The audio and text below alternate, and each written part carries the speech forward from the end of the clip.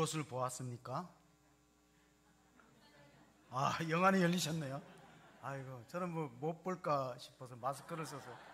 예. 아, 진짜 잘 보시네요. 마스크를 왜 쓴다 생각하세요?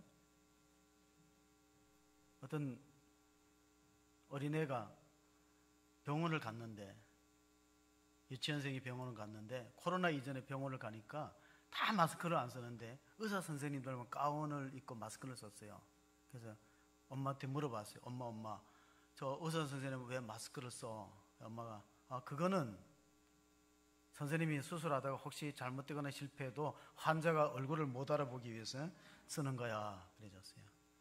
얼굴을 못 알아보게 썼는데 여러분 보셨네요. 다시 한번 사진을 보면은 사진을 한번, 사진이 지나갔나요? 안 보여졌나요? 방송실에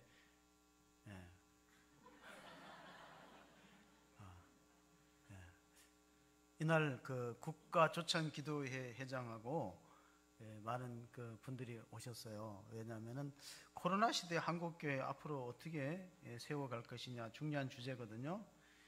오래전에 그 베스트셀러 책 가운데 멈추면 비로소 보이는 것들이라는 책이 많이 팔렸어요. 혜민 스님이 썼는데 그 일반인들도 많이 읽었어요. 여러분 이 책 제목 좀 한번 아실 거예요. 멈추면 비로소 보이는 것들.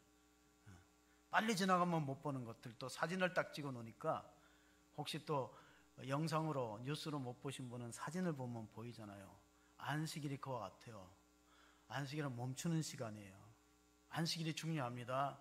왜 이스라엘 민족들은 안식일을 목숨을 걸고 지켰을까요? 멈추면 비로소 보여요. 하나님이 보이고 영적 세계가 보이는데 우리는 너무 속도에 민감한 삶을 살아갑니다.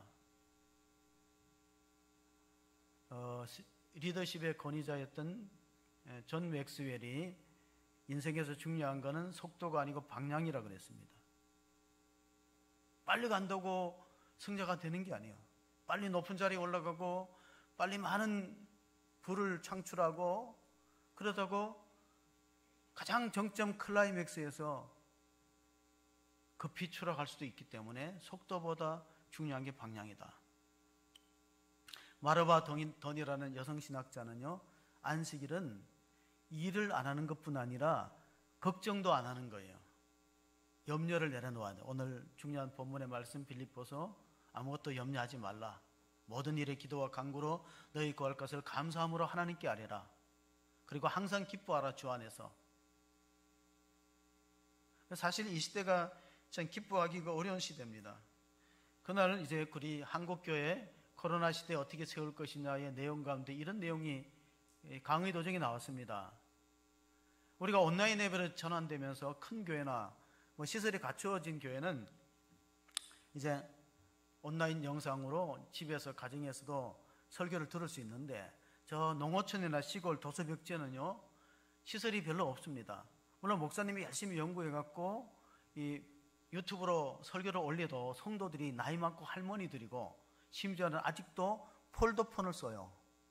폴더폰으로 볼 수 있습니까? 그래서 어떤 목사님이 설교문을 다 이렇게 편지글로 설교문을 작성해서 그걸 복사기에서 복사해서 주일날 아침에 일찍 일어나서 가구호, 이식가구 되는 가구호에 대문에 붙이고 기도해주고 성도님 이 설교문을 예배를 못 드리니까 여기 붙여놓았으니까 와서 읽어보시고 기도해주세요. 그런 실정이에요.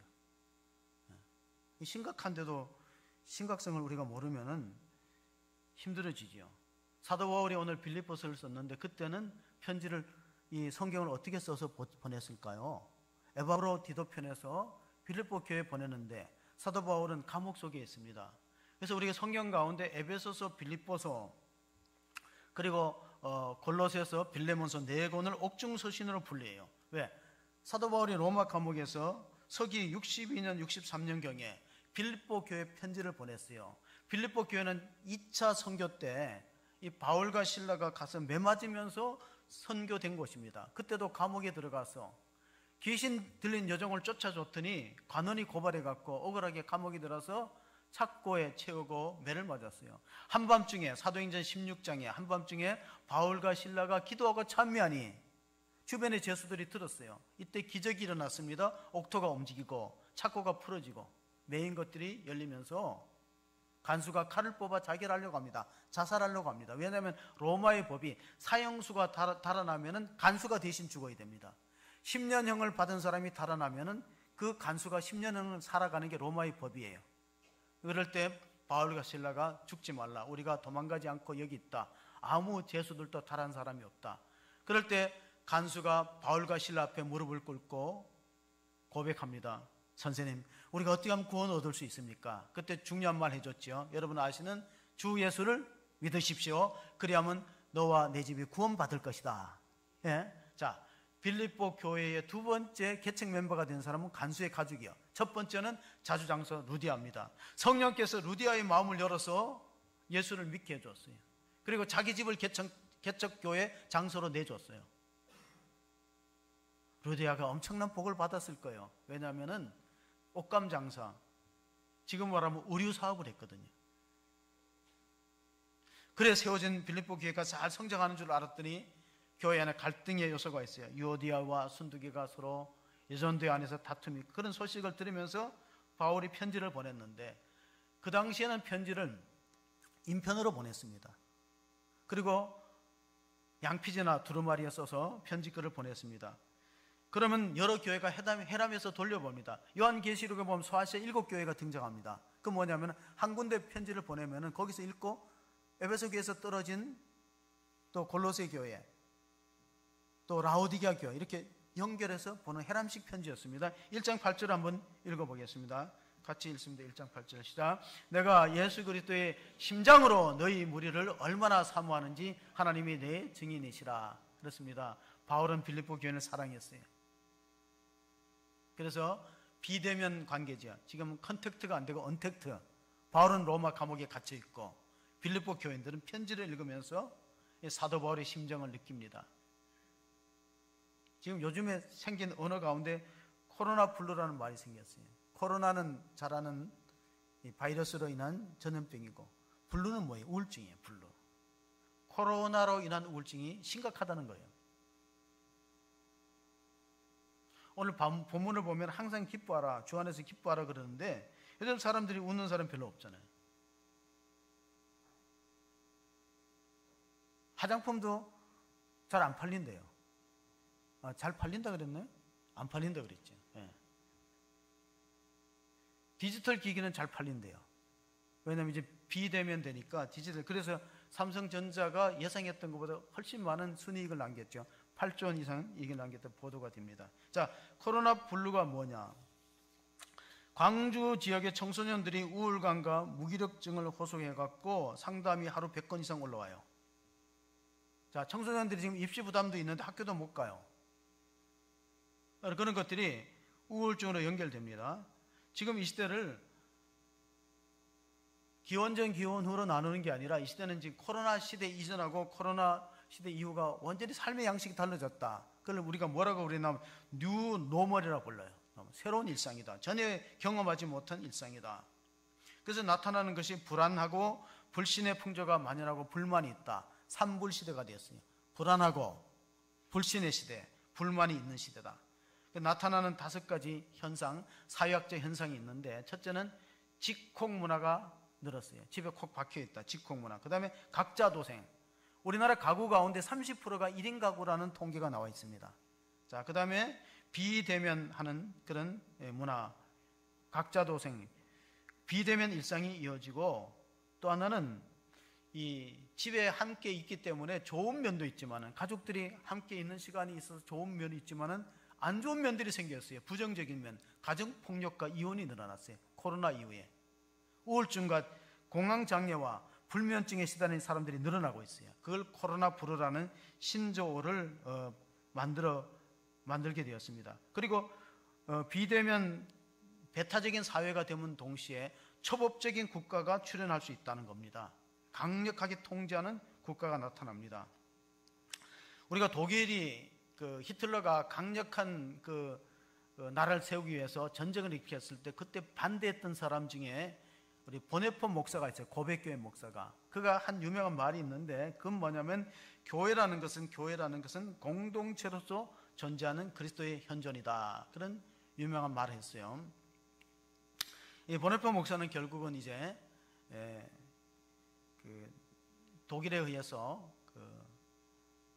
사형을 당했어요. 히틀러 암살 조직에 가담했다는 이유로 그가 한 말입니다. 교회는 공동체로서 존재하는 그리스도의 현존이다. 그건 뭐냐면 교회는 개인적인 성도 각자의 개인적인 면도 있지만은 공동체 교회가 굉장히 중요하다는 겁니다. 왜냐하면 예수님의 몸은 없는데 예수님이 이 땅에 계시다가 하나님 나라에 가신 후에 이 교회라는 공동체가 예수의 몸이라는 거예요. 그래서 교회를 성육신의 연장이라 그렇게 불러요.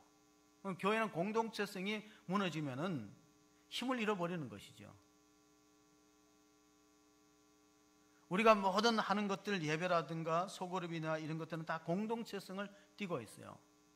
초대교회를 보면은요, 매일마다 성전에 모이고 가정에서 모이고 예배를 하고 하나님 말씀으로 떡을 떼고 나누고 그런 공동체성을 갖고 있습니다. 어떤 교회 장로님이 늦은 밤까지 교회에 머물러 마당에 있기 때문에 목사님이 만나게 되었어요. 왜 여태까지 교회에 계시냐 하니까 습관적으로 이게 한 번씩 교회 앞을 들려갖고 혹시 불이 켜진 곳이 있는가 돌아보는 그런 시골교회 장로님이 계셨어요. 저도 이제 교회 안에 상주하는 게 좋은 게 뭐냐면 어떤 때는 에어컨이 그냥 돌아갈 때가 있어요. 아마 제가 끄지 않았더라면 24시간 돌아갔을 수도 있어요. 불도 켜지는 경우가 있고. 자, 칼빈이 한 말입니다. 교회를 어머니처럼 사랑하지 않는 자는 하나님을 아버지로 부를 자격이 없다. 교회를 어머니처럼 사랑하는 자는 사랑하지 않으면은 하나님 아버지로 부를 자격이 없다는 말은 공동체로서의 교회의 중요성을 말씀해 주고 있습니다. 자, 공동체를 약화하는 정부의 지침이 여러분 문자를 보셔도 아시만 많이 이렇게 받았을 거예요. 정규 모임, 정규 예배 외에는 모이지 말라. 성가대 연습하지 말라. 수련회 하지 말라. 성경 공부 모임 하지 말라. 회의, 각종 회의 하지 말라. 급한 거 아니면 회의하지 말라. 정규 예배, 주일 예배, 찬양 예배, 수요 기도회, 금요 기도회, 새벽 기도 요거 외에는 가능하면 하지 않았으면 좋겠다는 방침이 있어요. 여러분 어떻게 생각하십니까? 저는 이것이 공동체성을 굉장히 약화시킨다고 보고 있어요. 지금 최근에 고소에 의해서 한 분이 자살로 세상을 떠났잖아요. 그럼 고소한 사람이 죽으라고 고소한 건 아닐 거예요. 결과는 그렇게 됐어요. 자, 정부가 교회를 핍박하고 교회를 말살하려고 이런 지침을 내린 건 아니에요. 그러나 이걸 따르다 보면 교회는 공동체성이 약화돼요. 멸절하게 된다는 거예요. 지금 많은 이제 반대 성명이 나왔는데 우리 교단보다 훨씬 진보적인 기감에서 기독교 감리교에서 강력한 성명을 냈어요. 나중에 한번 매스컴을 통해서 보면 알지만은 감리교회는 감독이 가장 높아요. 감독이 있고 연회장이 있는데 예를 들면 이제 꿈의 교회는 경기연회 연회장이에요. 연회장 성명을 우리로 말하면 노회장 성명을 다 쓰고 감독 이름으로 정부에 항의 성명을 발표했어요. 우리 교단도 마찬가지고. 왜냐하면은 다른 종교나 다른 사회단체보다 편향적인 시각으로 이 지침서가 하달되었다고 보는 겁니다. 제가 몇 차례 국회 사무처에서 기도회를 인도한 적이 있습니다. 기도회를 끝나니까 직원 식당을 가자고 해서 같이 갔습니다. 식권을 끊어서 식당에 들어가 보니까 우리 식당보다 훨씬 복잡해요. 뷔페식으로 접시에다 담아서 먹는데 훨씬 복잡해요. 물론 지금 어떻게 달라졌는지 모르지만 제가 한번 전화를 해보고 싶어요. 정부 기관이나 산하단체, 직원 식당 그대로 하는데 왜 교회는 안 되는 것입니까? 하고 묻고 싶습니다. 자, 백무선이라는 시인이 쓴 조문이라는 시가 있습니다. 이 시를 같이 한번 보시겠습니다. 죽은 자에게 바칠 꽃을 들고 서 있는데 별이 날아와 앉네. 별은 현상만 보지 본질을 못 봐요. 뿌리가 있는지 없는지만은. 꽃은 이곳과 저 너머 사이에 피어 단절의 아픔에 위안을 주고 남은 자들은 인연의 안타까움을 향기로 이어버렸는데 초대교회는 많은 핍박과 박해를 받았습니다. 그런데 향나무는 자기를 찍는 도끼에다가도 향기를 묻힙니다. 그리스도의 향기를 묻혔어요. 그래서 로마 정권이 결국은 기독교의 무릎을 꿇고 313년에 밀라노 칙령을 발표해서 신앙의 자유를 줬습니다. 저는 얼마 안 있다고 보면은 이 정부의 발표가 완화되거나 철회된다고 봐요. 한 달 안 걸릴 겁니다. 그러니까 우리는 수련회를 예정대로 기도하는 겁니다. 믿으면 아멘을 안 하시네. 안 될 것 같아요. 저는 철회할 거라고 봅니다. 초대교회는 핍박을 많이 받았습니다. 여러분, 교회가 비난과 욕을 먹는 것은 두 가지 경우예요. 하나는 세상 사람들하고 너무나 다르게 살 때 욕먹어요. 또 하나는 세상 사람들과 너무나 닮아 있을 때 욕먹어요. 지금 한국교회는 무엇 때문에 비난을 받을까요? 너무나 세상 사람들과 구별하고 다르게 살아서 욕을 먹을까요? 세상 사람들하고 비슷하게 닮아 있어서 욕을 먹을까요? 거기서도 대답을 안 하시고, 그러니까 마스크를 쓰면 이제 말을 안 해도 돼. 그래도 말을 안 해도 좋아요. 그러니까 마스크를 쓰는 이유가 말 조심하라고 쓰는 건지 몰라요. 말로 인한 다툼과 분쟁이 너무나 많아요. 말 조심을 해야 돼요. 남에게 상처 주는 말, 이간하는 말, 남의 인격을 해치는 그런 말들 정말 조심해야 돼. 공동체의 화목을 허무는 말들. 자, 초대교회로 돌아갑니다. 초대교회라고 어려움이 없었을까요? 아니에요. 서기 165년에서 180년까지 천년도로 인해서 500만이 죽었습니다. 지금 우리나라 사망자 수가 288명입니다. 500만이 죽었습니다. 천년도는 전염성이 있다고 해서 가족들조차 시체를 가까이 하지 않습니다. 로마 시내가 시체 썩는 냄새로 진동을 합니다. 가족들이, 어떤 경우는 가족들이 다 죽기도 전에 길에 내다 버려지는 경우가 있어요. 로마 시내는 시체로 질비했을 때 한밤중에 검은 옷을 입은 사람들이 여기저기 나타났어요.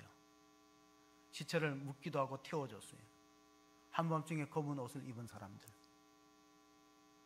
그리고 며칠 지나니까 로마 시내 거리가 깨끗해졌어요. 이 사람들이 크리스찬들이었어요. 그들은 지상에 보이지 않아요. 교회가 없어요. 지하에 땅굴을 파고, 카타콤이라는 거, 성지순례 가면 카타콤을 보면은 눈물이 납니다. 어린아이가 거기서 태어나서 일생을 거기서 마쳤어요. 어두운 지하에서. 카타콤에서 예배하고 찬송했어요. 지상으로 올라와서는 남들이 다 꺼리는 죽어가는 시신들을 정리해 줬어요. 그래서 그 사람들을 영혼의 손을 가진 사람들이라고 불렀어요. 함께 우리 곁에 있는 자. 헬라 말로 항상 함께 우리 곁에 있는 자. 세상과 등을 돌리지 않고 담을 쌓지 않고 세상의 아픔과 고통을 자기 것으로 받으면서 자기를 박해하는, 자기를 찍는 도끼를 향해서 흉기에다 향기를 묻히듯이 십자가의 사랑으로 그들을 끌어안았더니 결국 로마가 기독교를 밀라노 칙령을 통해서 인정해 준 것입니다.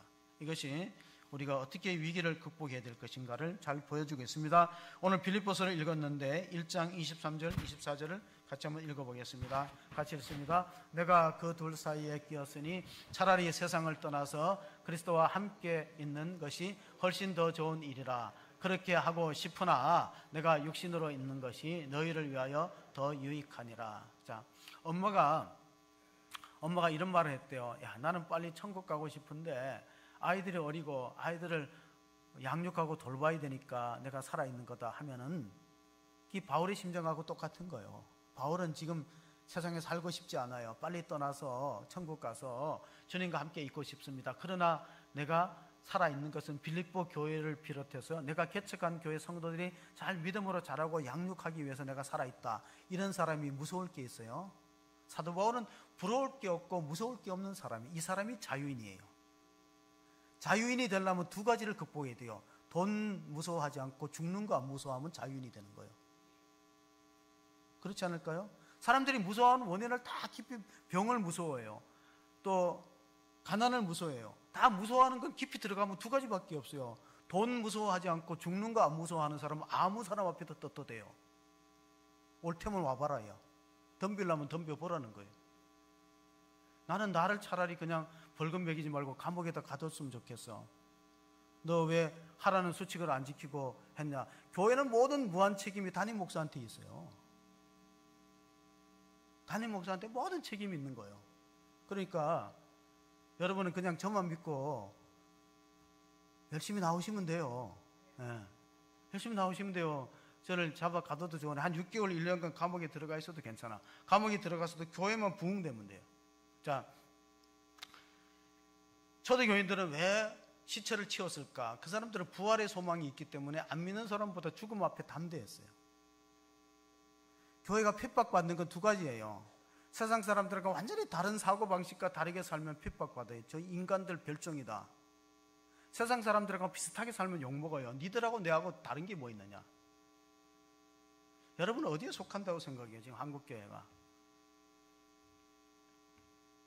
자, 빌립보서 4장 1절 2절 두 절을 한번 읽어보겠습니다. 같이 읽습니다.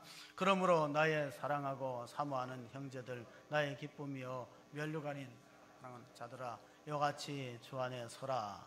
내가 유오디아를 권하고 순두개를 권하노니 주 안에서 같은 마음을 품어라.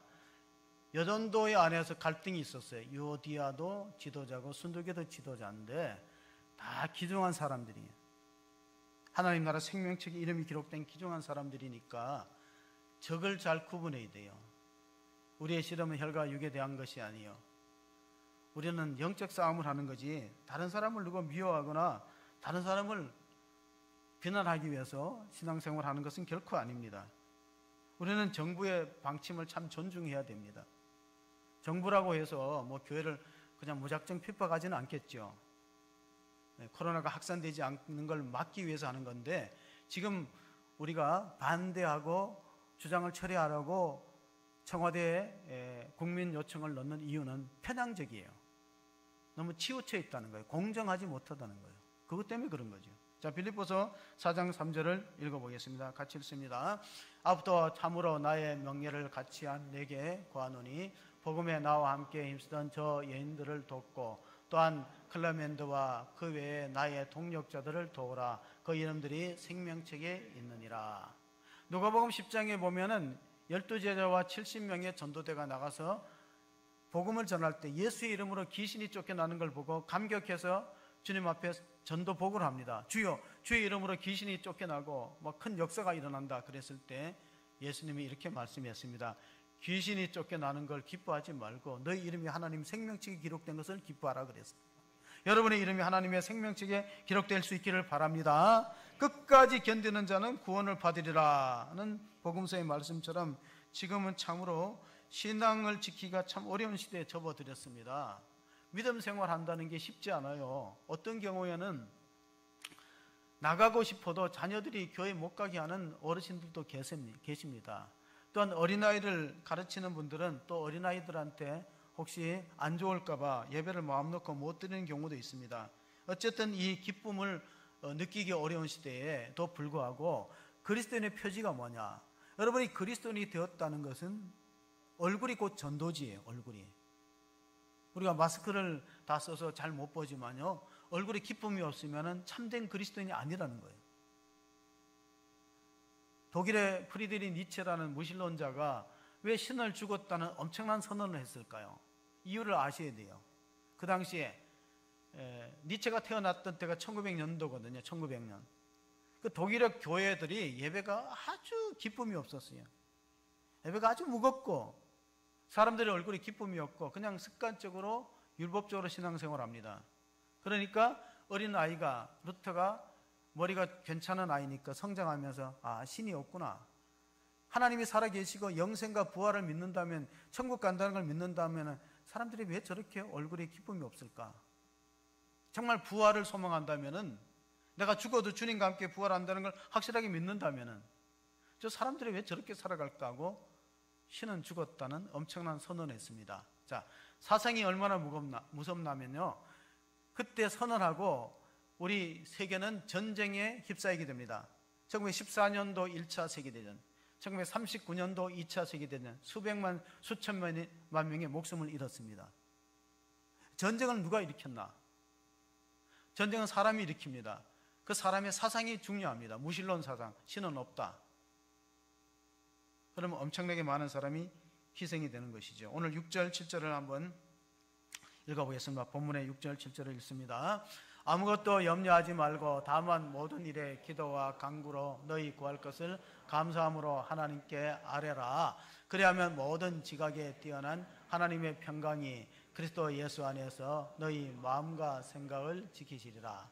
아무것도 염려하지 마라 그랬어요. 걱정한다고 걱정이 없어질 것 같으면 걱정이 없겠네. 내가 한 말이 아니고 티벳 사람들의 속담이야. 중국 대륙 위에 있는 그 위쪽에 있는 나라가 티벳이라는 나라거든요. 그 나라 속담이 이게 있대요. 걱정한다고 걱정이 없어질 것 같으면 걱정이 없겠네. 걱정은 흔들어자와 같아요. 여러분, 가정에 소파 비슷한 흔들어자 있잖아요. 흔들어자를 흔들면은 앞으로 나간다 안 나간다? 나갑니까 안 나갑니까? 나가면 고장 난 거죠. 흔들어자는 아무리 흔들어도 앞으로 1m도 안 나가요. 걱정은 아무리 한다고 해서 1m 전진이 없는 거예요. 그럼 걱정 대신 뭐 해야 되냐? 기도를 하셔야 됩니다. 걱정은 1시간 하기 쉬운데 기도는 1시간 하기가 쉬워요? 어렵습니까? 어려워요. 문제를 묵상하는 데는 1시간 밤새도록 묵상하는데 말씀을 묵상하는 건 밤새도록 묵상합니까? 안 하지요. 그럼 해결이 안 되는 거예요. 탈무드에 보면 이런 속담이 있습니다. 사람은 살았을 때는 염려에 먹히고 걱정에 먹히고 죽으면 벌레에 먹힌다. 요즘은 불길에 먹혀요. 요즘은 옛날에는 묻었기 때문에 뭐 벌레가 뭐 파먹고 썩는다 그랬지만 지금은 다 불길에 먹히잖아요. 다 인생은 그런 거예요. 그래서 저는 아내하고 이런 얘기를 합니다. 야, 나 겨울에 죽었으면 좋겠다. 왜냐하면 겨울에 그래도 추울 때 하루에 들어가는 게 낫지. 뜨거울 때 들어가는 것보다. 우리 그런 농담도 해요. 왜냐하면 점점 사는 날보다 죽는 날이 가깝잖아요. 그러니까 아주 여름에 무더울 때 그 화로 속에, 화장터 화로 속에 들어가는 것보다 날씨 추울 때 들어가는 게 조금 시원하지 않을까 싶어서 그렇게 말하는 이유가 있어요. 죽음을 준비하자는 거예요. 제가 서울시장보다 1살 더 살았어요. 나 오래 사는 거예요. 감사한 일이죠. 감사한 일. 적어도 여러분 가운데서 예수님보다 오래 사시는 분들은 그냥 덤으로 살거니 그렇게 생각하시면 됩니다. 왜냐하면 나의 죄를 위해서 누가 죽으셨어요?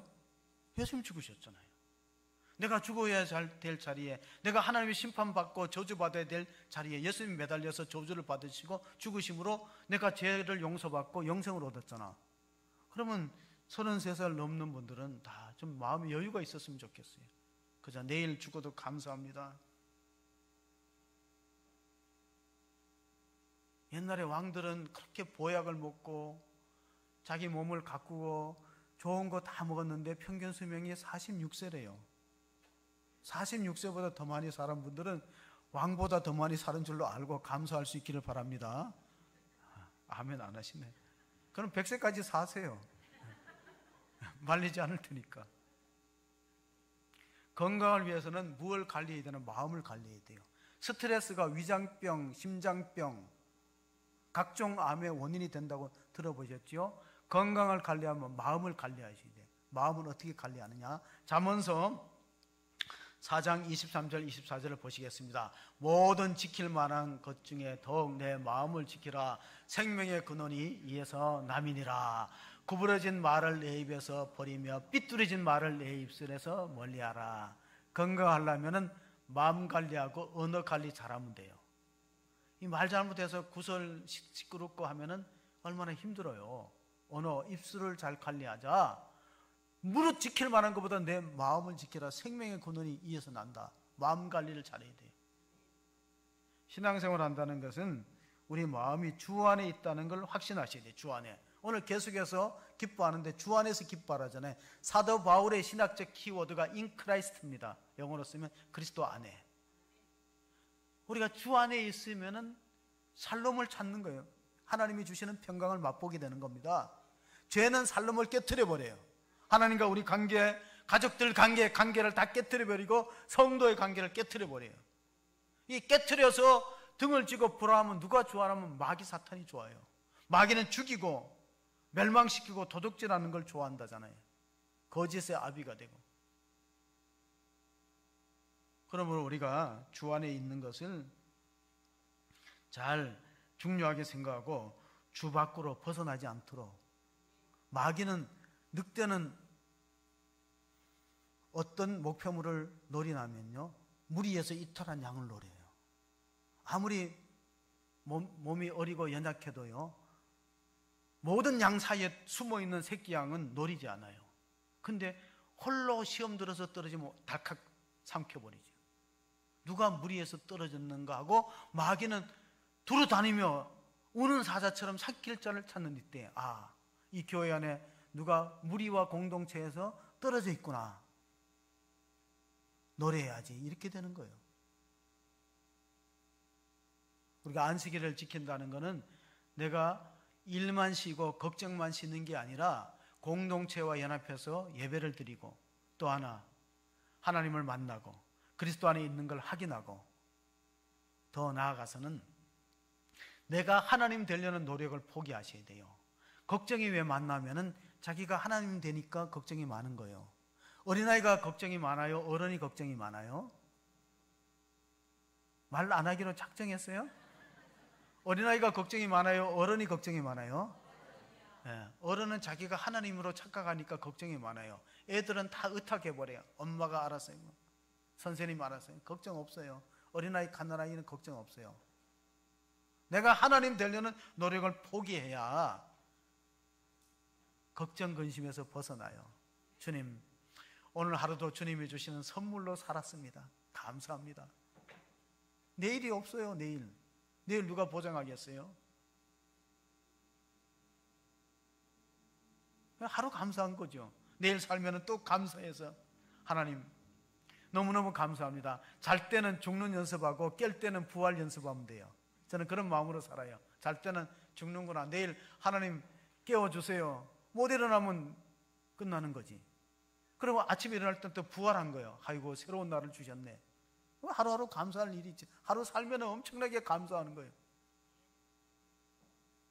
아멘. 한 사람 하신 분은 복 많이 받으세요. 빌 게이츠가 돈이 많거든요. 1년에 2차례씩 휴가를 하는데 그 휴가를 싱크위크라고 불러요. 한번 빌 게이츠가 썼는 보세요. 빌 게이츠는 왜 생각주간을 만들었을까? 싱크위크. 북서부 호숫가에 가서 직원들 연락하지 말라 그럽니다. 생각주간. 오직 생각하는 거예요. 창조 경영이 여기서 나오는 거예요. 생각하는 거. 인간의 위대성이 어디 있습니까? 파스칼은 인간은 생각하는 갈대라 팡세에 적었어요. 인간의 문명을 창조하고 위대한 역사를 이루어가는 건 생각의 힘이에요. 생각. 그래서 오늘 설교 제목이 생각을 지키시리라. 생각을 잘 지키세요. 마귀는 여러분의 생각을 노려요. 부정적인 생각, 의심하는 생각, 남을 미워하는 생각, 생각을 노립니다. 생각 관리를 잘 하셔야 돼요.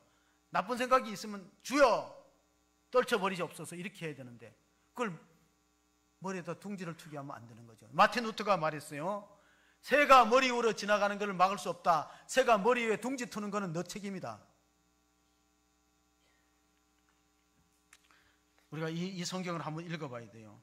요한복음 13장 2절 한번 읽어봐요. 이걸 보면은 생각 관리가 얼마나 중요한가 알 수 있어요. 요한복음 13장 2절 한번 읽어보겠습니다. 마귀가 벌써 시몬의 아들 가룟 유다의 마음에 예수를 팔려는 생각을 넣었더라. 사탄아 물러가라.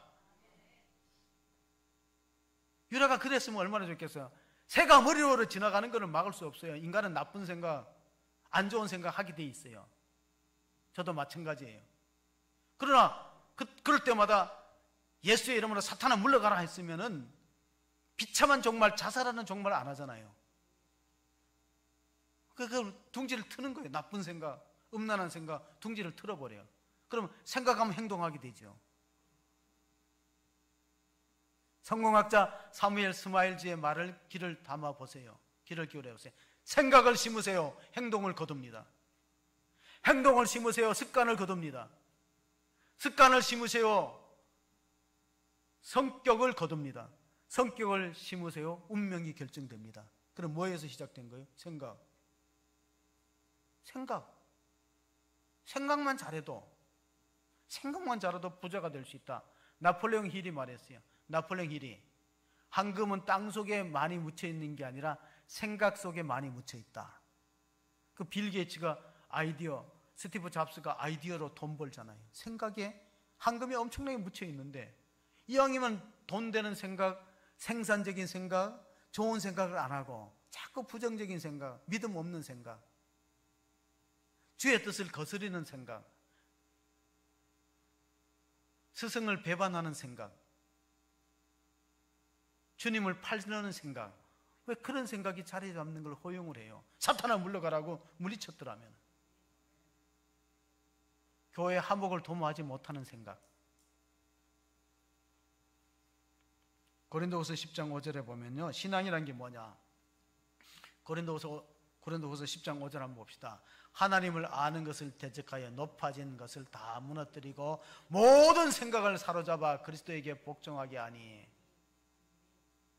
생각이 그리스도에게 복종되지 않은 사람이 신앙이 자라지 않는다는 거예요. 자기 생각이 있거든. 자기 견해가 있고 자기 주관과 경험을 내세우니까 믿음이 맨날 제자리 걸음이, 생각을 확 무너뜨리고 하나님을 대적해서 높아진 생각을 확 무너뜨리고 하나님 생각을 이식해야 돼요. 여러분, 심장이 안 좋으면 심장을 이식하듯이 하나님의 생각을 이식하는데 하나님 생각이 어디 있냐? 말씀이 있죠. 어렵게 생각하지 마세요. 하나님 생각은 어디 있다고요? 성경 말씀이 있는 거예요. 이사야서 55장 7절 8절을 한번 읽어보시겠습니다.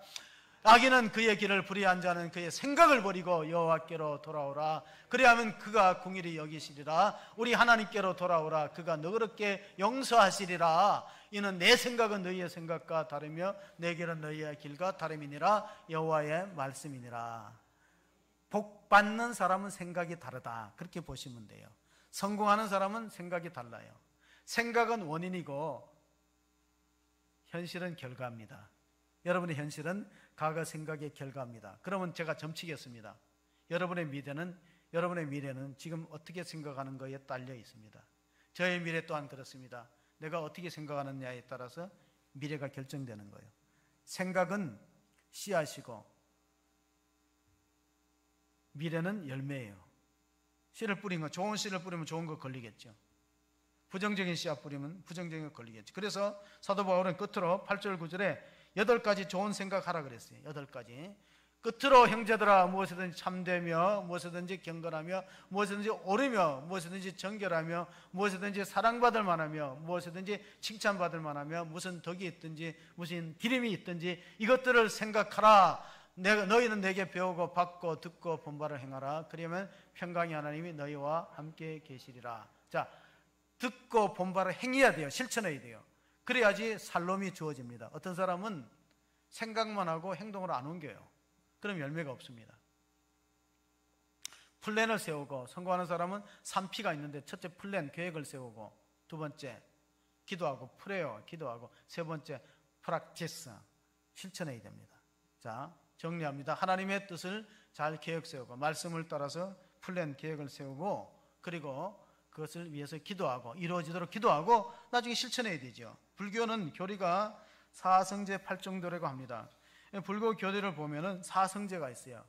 우리가 학교에서 배웠죠. 불교에 대해서 고집멸도라는 게 있어요. 자, 인간은 고통, 생로병사의 고통이 있다. 고통의 원인이 뭐냐? 집착이 있다. 욕심이 있다. 고집. 인간은 고통스러운 존재다. 인생은 고해의 바다, 고생의 바다, 고해와 같다. 그 고통의 원인이 뭐냐? 고통의 원인은 집착과 욕심이 있다. 고집, 멸도. 그걸 멸해야 된다. 끊어야 된다. 인연을 끊어야 된다. 깊은 산속에 들어가서 수도생활하 도를 이루어야 된다. 해탈하고 열반에 들어가야 된다. 그러기 위해서는 8정도가 있어요. 8가지 바른 길이 있는데 그 중에 첫 번째가 뭐냐면 정견, 바른 견해, 바르게 보는 거. 두 번째가 정사유, 바르게 생각하는 거. 세 번째가 정오, 바르게 말하는 거.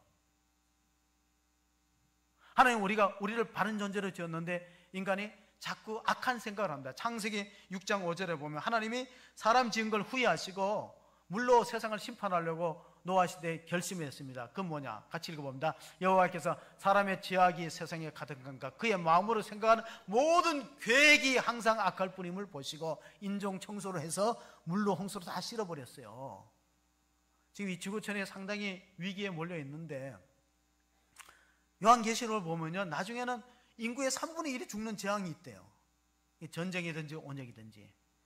그렇게 안 되기를 바라는데 청소하는 거예요. 사람의 생각이 계획이 악하다는 거야. 하나님을 거역하고 하나님께 불순종하고.